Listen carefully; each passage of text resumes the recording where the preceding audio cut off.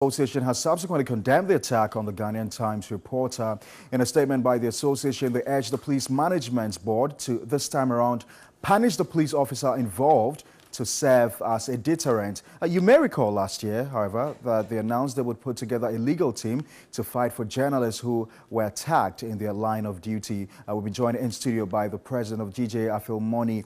This is a matter that has elicited a lot of public outrage. Afil, thank you very much and good to have you in the studio. I know you issued a statement condemning this act by the police service. Beyond that, what are you doing? Right. We are in touch with the police hierarchy. They have assured us that the people who perpetrated the violence against the journalists have been identified. And this makes a world of difference between previous cases and this one. We do recall that in the case of Latif, 2 committees were set up, but none was able to identify the perpetrators of the mistreatment against him. So this time around, we've been assured that... Latif Idris of Joining. Yes, of Joining. This time around, we've been told that the people have been identified. And I intensively came forward to help identify them. So the police are in the process of issuing a statement on steps being taken to make them face the law. We are in a dispensation of rule of law. In such dispensation, anyone, regardless of their status, who finds themselves on the wrong side of the law should be made to taste the biting edge of the law. So the GJ had indicated, the GJ for which you work had indicated last year that you're going to set up a legal team to defend journalists who are often attacked in the line of duties.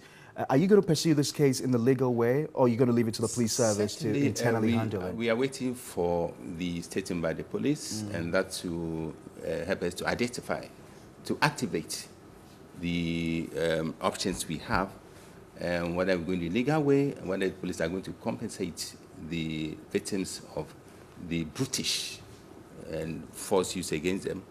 And so, as I said, the statements will help us to decide on what next to do in respect of this case. But we have a team of lawyers, volunteers who study such cases of assault against journalists. They are working in the background for now, yet to be inaugurated. We have a platform where they share their ideas on how to confront such cases, and I believe they are active, and they are as willing as ready to rally to the defense of the victims of the police assault yesterday. And so we'll put all the responses together and put them in the public domain. And have we followed up on these 3 journalists to find out what they're doing, how they're doing? I was at the Rich Hospital this morning, and Riza, the lady lactating mother, has been released, has been discharged. The others are doing well. Malik is supposed to make a statement to the police today. We are following up. We are standing by to accompany him to the police station to show our solidarity and to signal to the whole world that we will not allow this case to be swept under the carpet like others. Did you consider this case as one of those attempts to gag the independence of the media, or it's just a case of assault generally? I'm not a legal luminary, so I look at it from a purely professional lens, journalistic lens, and I'm hesitant to conclude that it's a case of press freedom, gagging press freedom. Why do you say so? You mean the police officers knew they were journalists? And they knew they were journalists. I mean, the vehicle indicated they were journalists. They knew they were journalists. And I blame impunity for all that, because in previous instances, the perpetrators were not punished. And thus, the non-punishment of the perpetrators grant impunity. And one thing about the impunity is, if it is not uprooted, it ignites a self-propelling and re-energizing cycle, which then makes it very difficult, if not impossible, to uproot. So because previous cases, like in the case of Latif, it happened at the citadel of police investigation, that is CID. Nothing happened. So I believe this has given some confidence on wrong confidence. It's pretty much interesting. You said you blame the police service for all that's happened. Indeed, just about a couple of days ago or weeks ago, the police service itself had launched its code of ethics for the police service on how they should manage the media, how they should interface with them and all that. So this is a tragic irony. It's interesting how this... tragic irony that some few weeks after the launch of the code of ethics, some policemen, without any show of, any twinge of guilt, unrestrained by scruple, will visit mayhem on journalists, innocent journalists who were on their way to... Afamani, I've got to say a big thank you to you, and we'll follow up on this matter to ensure that Sure. Justice is indeed served. Afamani is the GJA president. Join us on this developing story. Away from journalism, Energy Minister Peter Amewu has told Parliament that engineers from Japan are assisting their Ghanaian counterparts to solve the fluctuations in power supply that has rocked the country for the past 4 days. The Energy Minister has noted that the disturbance is only temporary and has nothing to do with finance. All right, so we're going to go live to Parliament now. My colleague Komala Kluche has been there monitoring all the latest developments. We'll take you live to Parliament now. They made a profit of 700,000. 2017, they made a loss of 550 million. 2018, today as we speak, the chairman is here. When they appeared, only 1 quarter, they made a loss of 1 billion. Mr. Speaker, Gridco made a loss of 148 million. This year, Gridco expects to make a loss of 345 million. GMPC was with us. They want to borrow $250 million to go and buy fuel. Mr. Speaker, I dare say that today, the challenge confronting the energy sector is that of mismanagement, a lack of understanding of the sector, which has rendered the sector financially bankrupt. That is why today I am stating on authority, Mr. Speaker, before you, that Ghana today is witnessing load shedding. The sector managers do not want to tell us the truth. The people are experiencing it, and I encourage the minister to come out with nothing but a load shedding timetable so that the people of Ghana can plan themselves. Mr. Speaker, you can run the energy sector with propaganda, but doing so would expose you. You can run the energy sector with commentary, but doing so will expose you. Mr. Speaker, you can run the energy sector with concocted and convoluted figures, but doing so at the end of the day would expose you. Thank you, Right Honorable Speaker. I'm grateful. Yes, Honorable Majority Leader. Speaker, thank you very much. And for those of them who... Honorable members, there will be order. And that is the minimum requirement. Honorable Majority Leader. Speaker, we have listened to the Minister of Energy, who has come to tell us about what really is causing the power tripping in the country.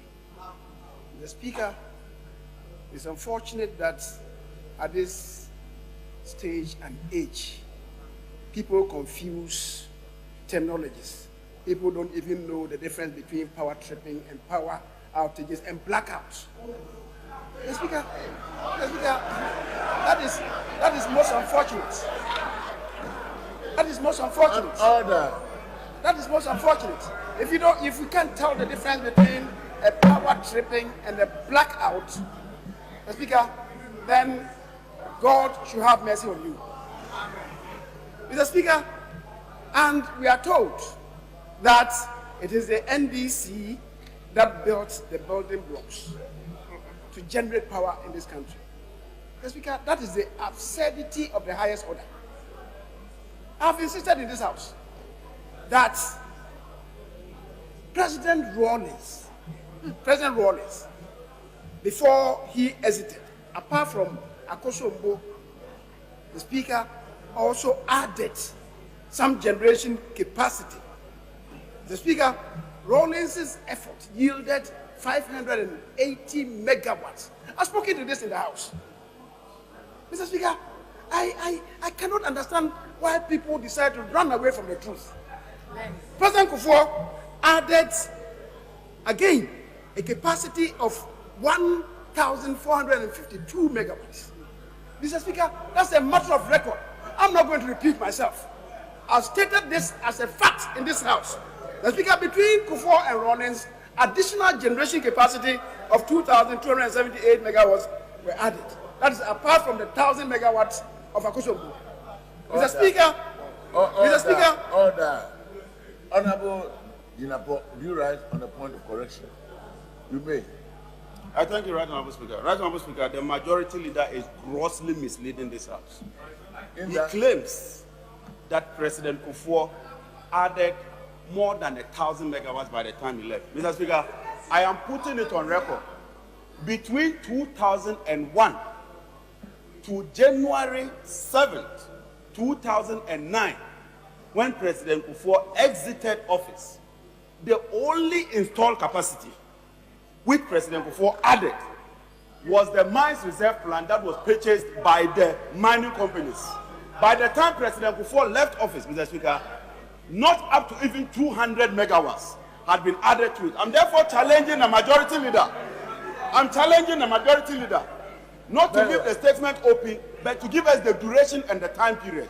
From which date to which date did President Kufuor add 1,000 megawatts? Please tell us. Order. Honorable Majority Leader. All right, so those were live proceedings from Parliament. My colleague Kamala Kluche will join us with further details on this developing story. Let's now go on our MTN video report today, where Samson Awena reports on an abandoned bridge which links communities in the Boku municipality of the Upper West region.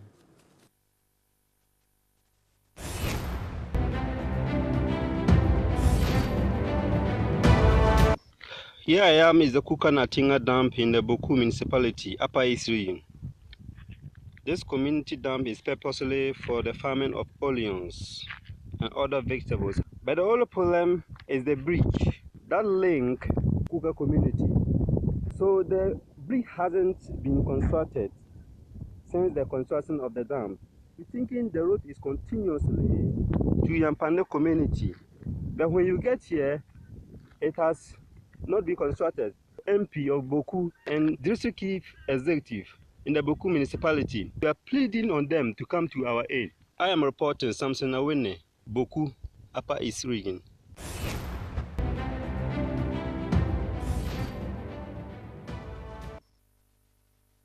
Right, and just like Samson, you can also send your video report via WhatsApp on 055-1433-044. That's 055-1433-044. If you just joined us, this is Midday Live here on TV3. We're streaming live on Facebook.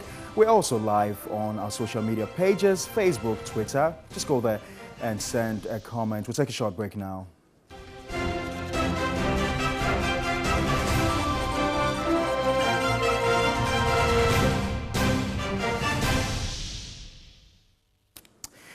If you just joined us, this is Midday Live here on TV3. My name is Pa Kwesi Asari. Now, let's go to Winneba now, where teaching and learning at the University of Education remains suspended following a directive for students to vacate the campus by 6 p.m. yesterday. The regional minister, who is the chairman of the Regional Security Council, insists the public should ignore pronouncements by the MP for Efutu that the school has been reopened. There's been a back and forth between the Central Regional Minister Kwamina Duncan, who doubles as chairman of the Regional Security Council, and the Member of Parliament for Efutu, Alex Afenyo Markins, over whether or not the University of Education has been reopened. Despite the closure of the university by the RegSec, the MP for the area, Alex Afenyo Markin, on Thursday evening announced he had been given the nod to announce the reopening of the university. Central Regional Minister Kwamina Duncan, the Mfentugwa, the school, no pay what woman, Omakwande, Wombwe, na students, no, one state campus.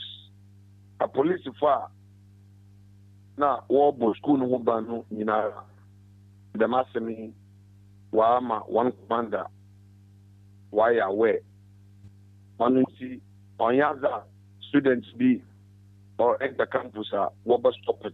But Kwamina Duncan insists the university is still closed noting he had not given such authority to the MP. Earlier, when the news team got to the university campuses, some students could be seen carrying their bags home.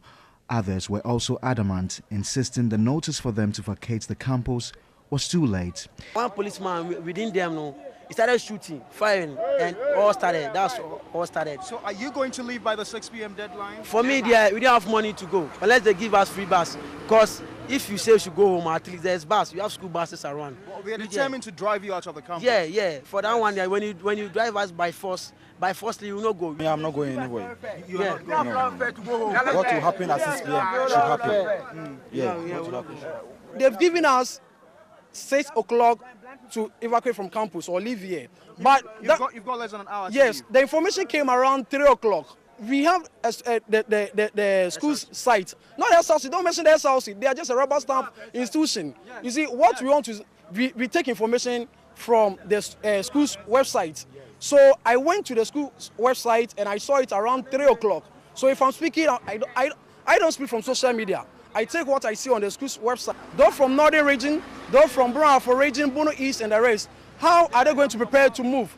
Meanwhile, the police were also going through their usual drills and were determined to carry out the directive. Irene Opon is Central Regional Police Public Relations Officer. From the Regional Security Council head, that is the regional minister, the school has been closed, and by 6 p.m. all students have to move out of campus. So we are waiting for 6 p.m. to collaborate with school authorities to enforce that directive. At about 5:45, many of the students who had earlier gathered at the school's administration block, vowing never to leave, had started to retreat.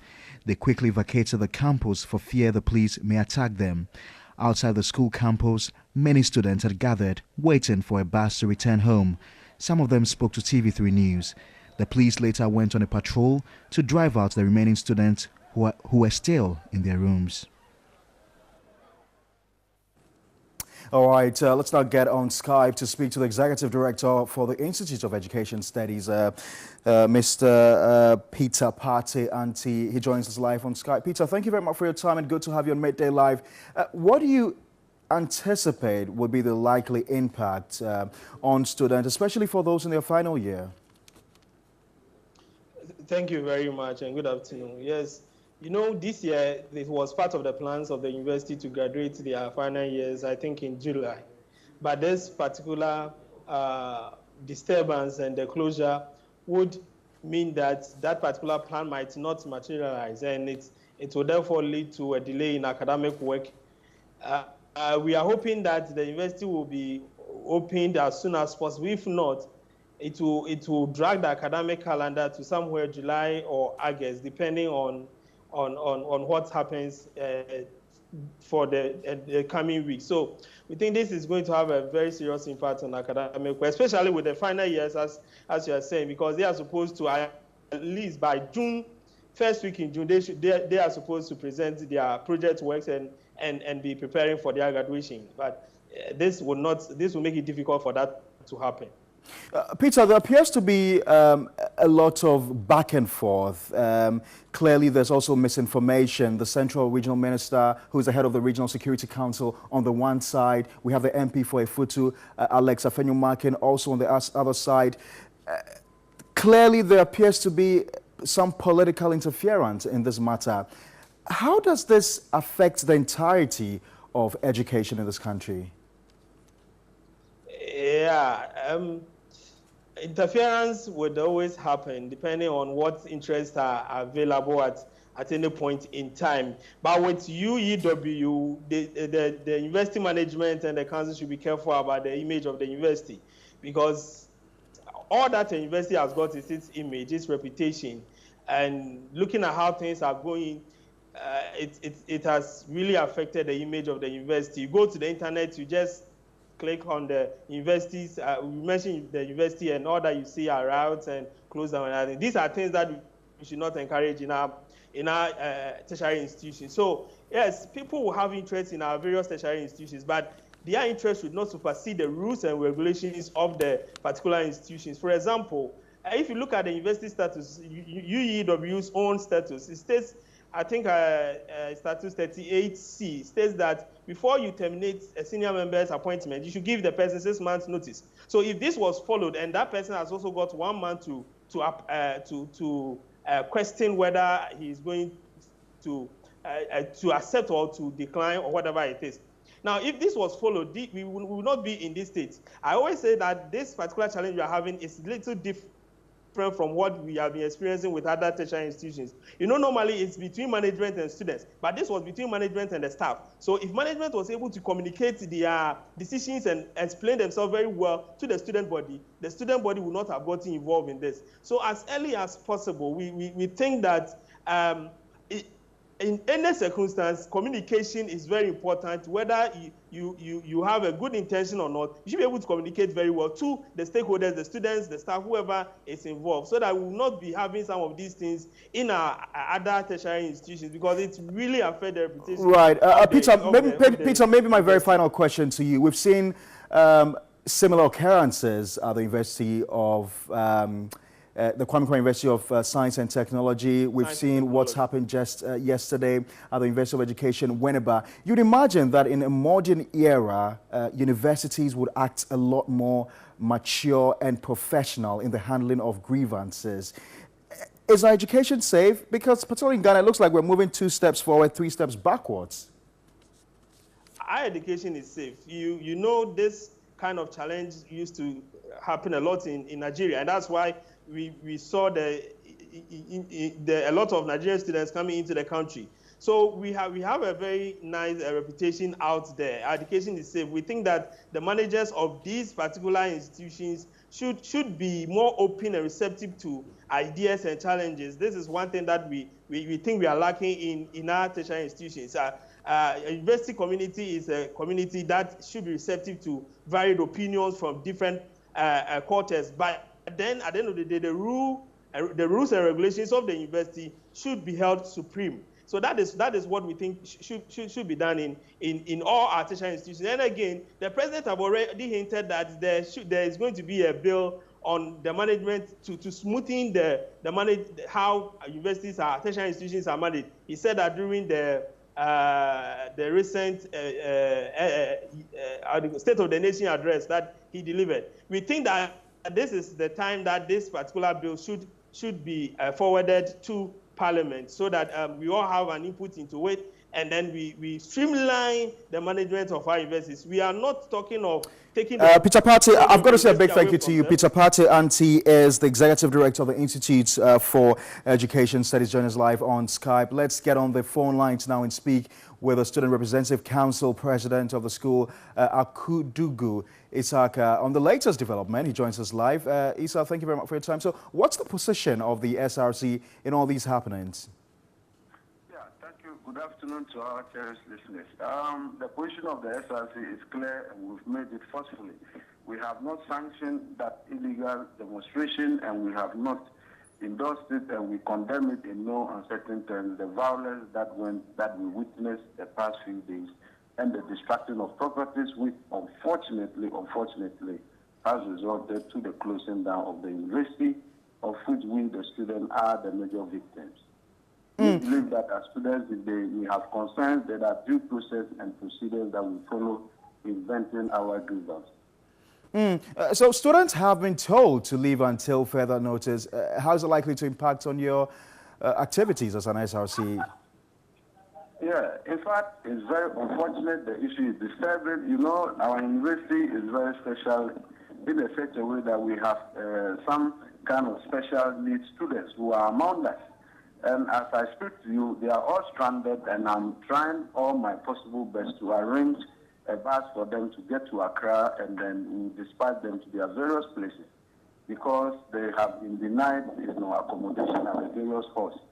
And we are making sure that we take them out of the campus safely. And these were some of the issues that we were cautioning our own colleagues not to get themselves involved or entangle themselves in this issue, as due process has not been followed. UTAG or no one has ever written to the SRC notifying us that these are the challenges that we are having on board, and they needed our support for us to, seek redress. What we just saw and heard is spontaneous demonstrations. which we condemn it in no uncertain terms.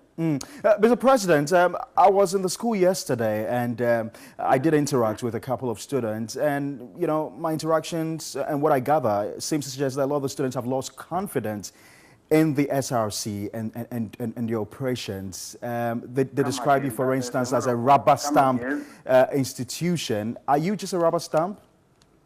In fact, it's very unfortunate that students will think that way and they will speak that way because we are in an academic environment. We are not in a lawless society.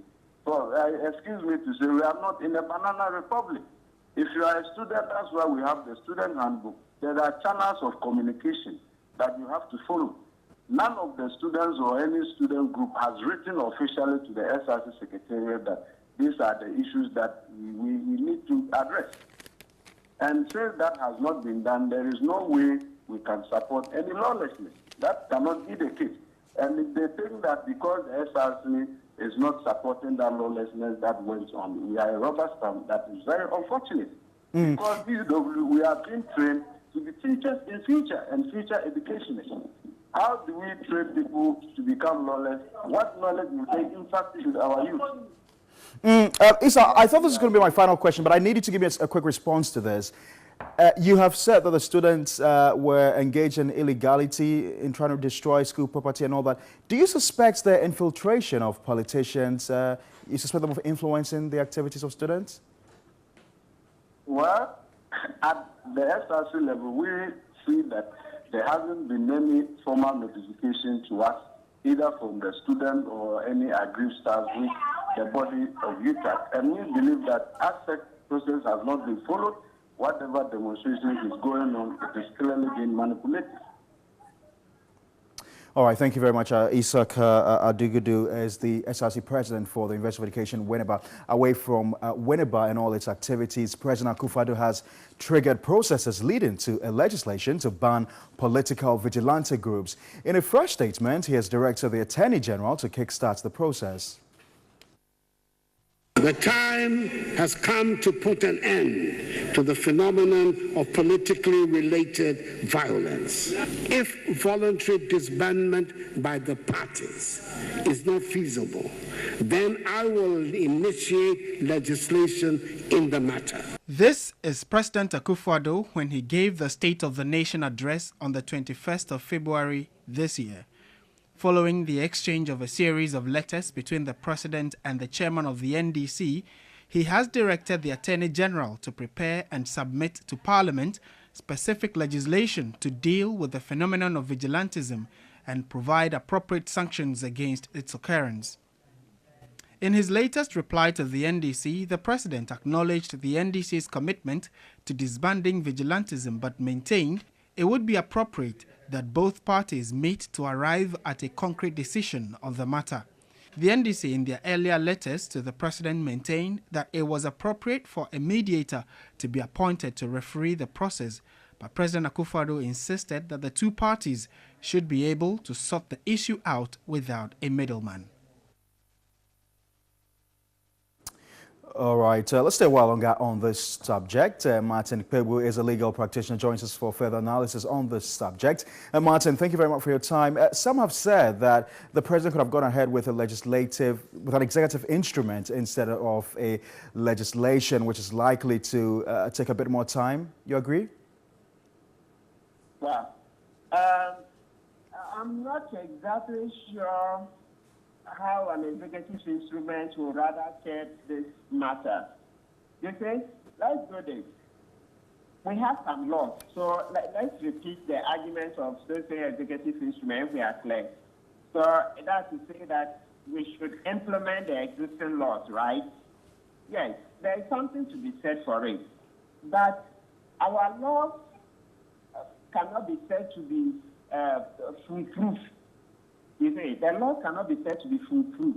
Definitely, we have some loopholes, especially, look, as you mentioned, Section 200E, the one that talks about criminal gangs, organized criminal gangs. People are saying we should use that law to prosecute vigilantes. There will be difficulties. The vigilantes are not organized as criminal gangs, okay? No. They are organized to help a certain political cause. So when you say take a law that is talking about people that are organized as a criminal gang to prosecute people who are organized as a political group to help a political cause, it's difficult. So in a sentence, what I'm saying is that, look, if the president says he's going to bring new laws to help, for me, let's wait and see. Let's hold our horses so we see what we have. It may well be that it is to help solve some of the loopholes in the law. Because you even see that the very word some have contested that no, it should not be vigilante. Meanwhile, this is a word we've used since even before independence, into independence up to date. So what I'm saying is that let's wait and see the proposals that His Excellency has. Then we can continue the debate. But without seeing those, please, it's not appropriate to say that there's nothing useful. All right, Martin Pebu, I've got to say a big thank you to you. Martin Pebu is a legal practitioner. Up next is Business News. The Business News segment is brought to you by MTN, Universal Merchant Bank.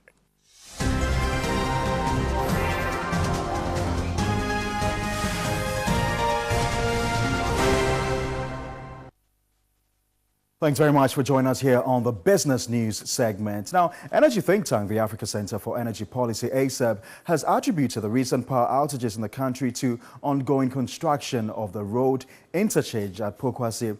According to ACEP, the project has necessitated the diversion of Gridco's 330 kilovolts transmission line that runs through from Tema to Abuazi. Pauline Anaman is head of policy at ACEP and joins me on the phone to clarify the content of their statement.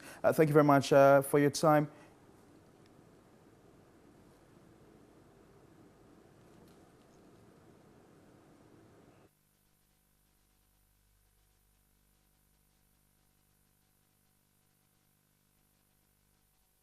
I'm afraid we're unable to speak to her. We'll re-establish contact with her and speak to her later in our subsequent bulletins. But still on energy, the Institute of Energy Security is predicting that prices of fuel will reach an all-time high within the second pricing window in March.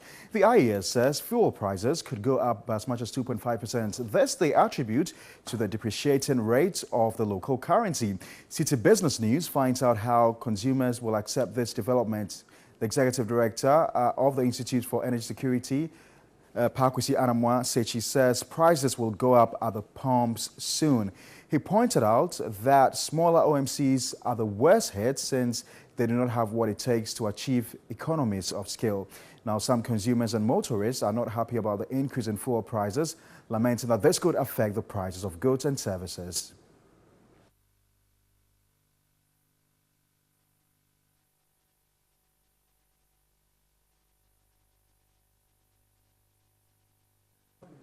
Now, demand for water and electricity in Africa has been projected to increase by 5 times in the next 5 to 10 years. That's according to the Stockholm Environment Institute. As a result, Ghana has been advised to ensure effective management of its water and energy supply systems to prevent a shortfall.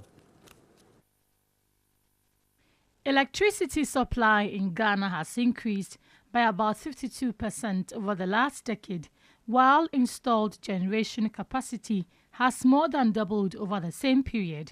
In spite of this, the country still suffers persistent power supply challenges attributed to unavailability of fuel for installed generation facilities.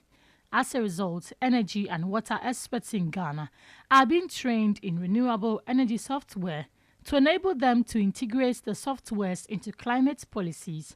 The Water Resources Commission and the Energy Commission Ghana are already using the Long-Range Energy Alternatives Planning System LEAP and the Water Evaluation and Planning System WEEP softwares. We are aiming to couple WEEP with the other energy model LEAP, and because the water and energy sectors are interlinked, for instance, you generate electricity with hydropower, with water, but you also need electricity to pump water. Provide new and improved existing capacity in WEEP and LEAP to examine how we can produce electricity, renewable electricity, using water, for instance, and under climate change. The software tools would enable Ghana to forecast into all energy systems, including hydro and solar, to aid decision-making and guide future projections. If a country wants to have a certain mix or percentage mix of renewable energy within its system, LEAP tool will support them make decision of when and what quantity of renewable should be to sustain the grid within the required mixes. So it will. It also provide a visual perspective of how the trend shall be in the near to long-term future. They would also guide planners in what sources of energy, be it solar, firewood or kerosene, were required to satisfy the demand of the populace, feeding into the SDGs and the NDCs. Well, that's all for the very latest in business news. We'll take a short break. We'll return with the very latest in sports. A reminder, the Champions League draw has been named.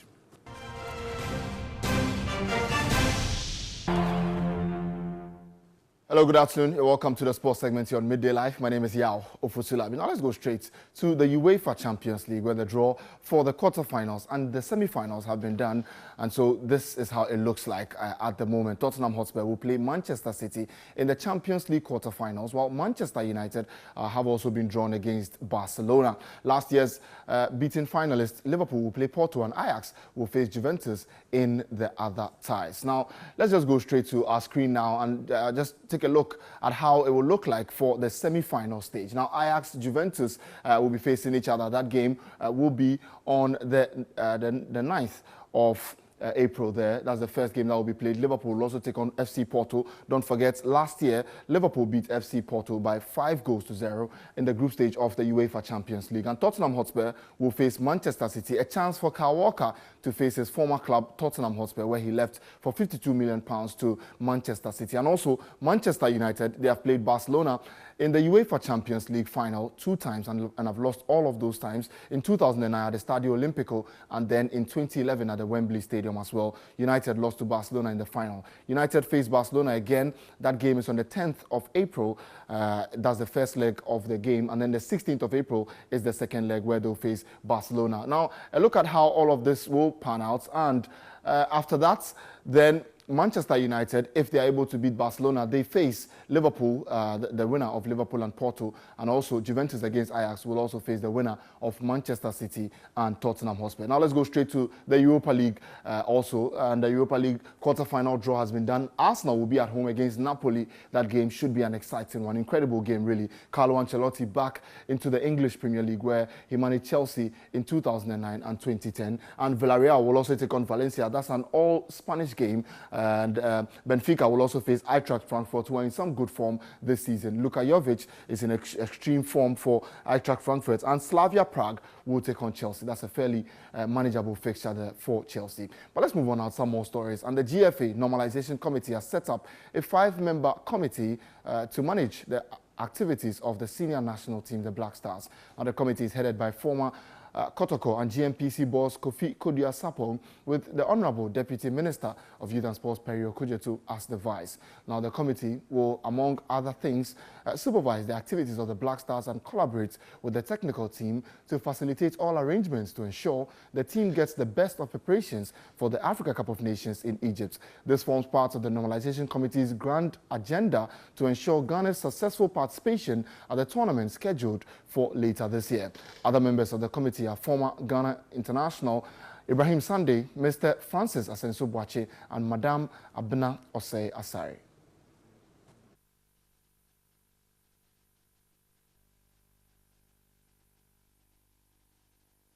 Well, some more stories. And Accra Hearts of Oak have announced the appointment of Mr. Frederick Moore as their new Chief Executive Officer after American Mark Noonan's exit. The American marketing manager, Mark Noonan, left the position at Accra Hearts of Oak CEO due to personal reasons. The club's official statement reads, and I quote, "The board of Accra Hearts of Oak wishes to inform the general sporting public that Mark Noonan, the Chief Executive, has exercised his option in his employee contract to terminate his contract with the club due to personal family reasons and frustrations over the suspension of competitive football in the country.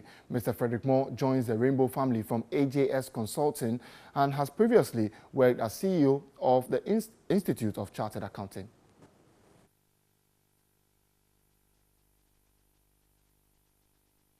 Well, that's all the sports here on Midday Live. My name is Yao Ofusulabi. After this break, international news and entertainment news will follow. Right, and rapper Manifest has eulogized his grandfather and a force behind his successful music career. Emeritus Professor Joseph Hansen Kwabena Nketia, the astute scholar and iconic composer, is believed to have impacted positively on Manifest's career. The proud Ghanaian patriot, aged 97, passed away on Wednesday, March 13. Now, a tribute on Manifest's Instagram page read, "Overwhelming legacy, a life well lived. Grandpa, thank you. Your humanity was your greatest composition." He further stressed. The rapper again shared a video of one of his fondest memories of the music professor. Professor Kwabena Nketia, is seen in the video showing off his rap skills, a rap he wrote while in school in London in the 1940s to the delight of Manifest. Saka was Chirimi, or Brimi, or Sibrimi, or Chichirimi, or Yirimi, or Hotirimi, or Chichimi, or Titimi, independence in Yafia. The rhythmic element is there. It's very. I wrote this when I was in London as a student, studying Chaucer, and I said I'll do my African version. Nice. May the soul of Professor Kwabena Nketia rest in perfect peace. And that's how we conclude Midday Live here on TV3. Thanks very much for watching. For more news, you can log on to our website, 3news.com.